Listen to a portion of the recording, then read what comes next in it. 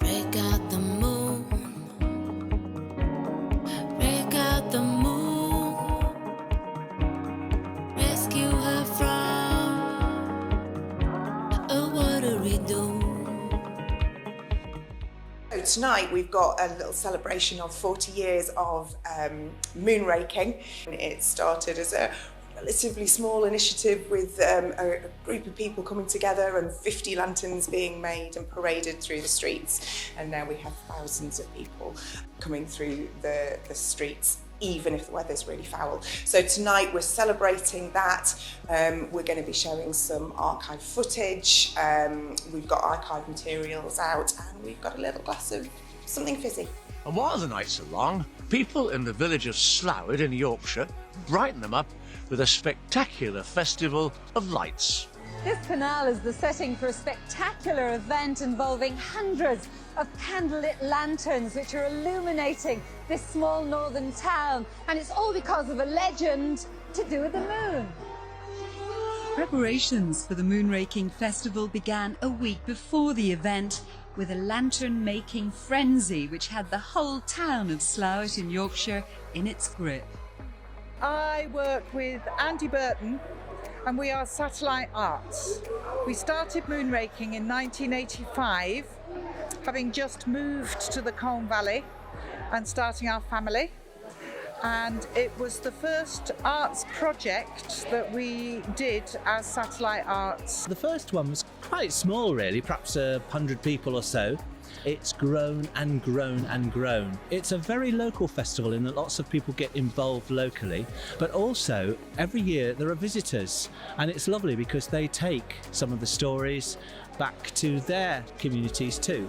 4 decades ago there was this chain and web, like you see in the countryside, Predator and Prey, except it was community artists from welfare state all over the country, and locally, Interplay were huge in providing people that became part of the festival, so it was this whole chain and web of community artists that were like, you cannot describe it. It was inspirational in my life, the greatest time in my life, in my work situation, to be involved with theatre, music and dance, Live Theatre in the Colne Valley, all of this, all of you people, and I know so many of you, and you've all contributed to some way to moonraking. Moonraking has been this sort of funnel where people have come together and used their skills and expertise. It's interesting that countryside video, because I was thinking, okay, so what in all the festivals that we've done, which one made me stand there going, oh, and it was the cow jumping over the moon. It was classic, it was so classic that. And a big up to Paboom and Dave Chadwick, who for many years worked with us on that finale bit. And you know, Dave is the most unflappable of people to work with.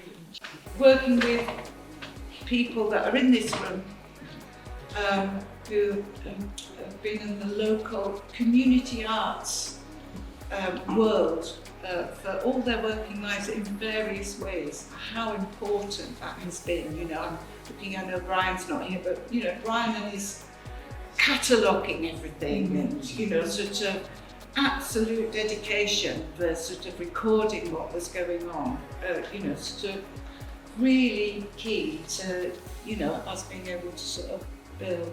That was the childhood that I remember. It was, you know, that sort of spectacular, theatrical, immersive, extravaganza really. And my son who lives in Barcelona is bringing his new partner from Buenos Aires, and the weekend he's chosen to come back and show her England is moonraking, because it was kind of part of what they grew up with. I mean, all those things that he said about the lights, getting lost and going too far ahead.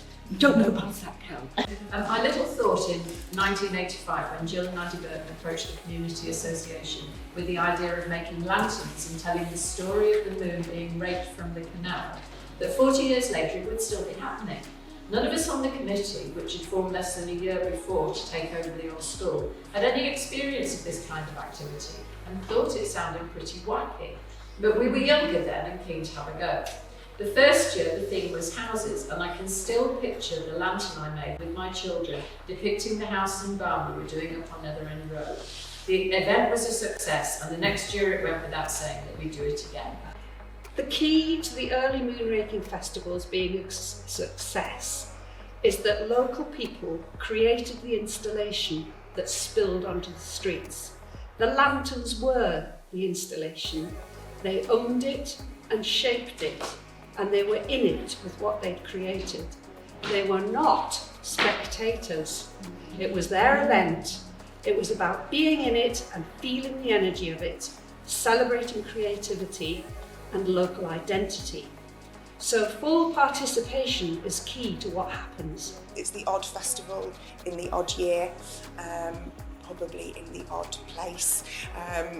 It's so special. It's so beautiful, slightly crazy, slightly, like I say, when I first came and saw it and what the heck's going on, and I hear that from so many people who see it go, I don't know what this is, it's bonkers, I love it.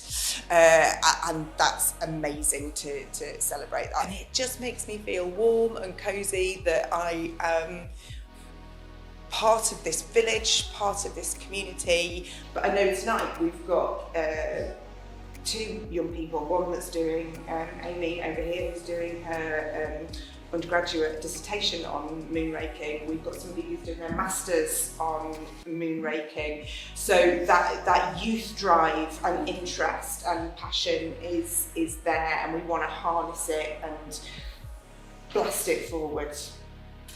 So I'm at the University of Liverpool, but I grew up here, and we grew up with moonraking, loved it. I remember going with my family, with my friends, just came back for it in 2021, or whenever that was, and it's just fun. It's a lot of fun. More like people coming together to celebrate. It'll be 15 years in moonraking to half of 100 years. If it does carry on 100 years, that would be really great. That'd be pretty neat, wouldn't it? When I went to the KLTV, which is brilliant, new people, new families, new kids, new everything. These people are really excited to be here. They're really pleased that they've chosen to come here. And I think, this is how it will continue, because they are embedding themselves in exactly the way that Jill and all these other creative people have done. And we mustn't forget Shebang and Impossible Theatre and all these wonderful theatre companies. So I think it's exciting. It's an exciting time. I think the last word is the looking forward, the embedding it in the community, the keeping it there. It doesn't matter what size it is, you're absolutely right. As long as it's part of the community and has an authenticity and an honesty in that community. And I think that's what we've been gathering from the last 40 years, and we can take forward to next.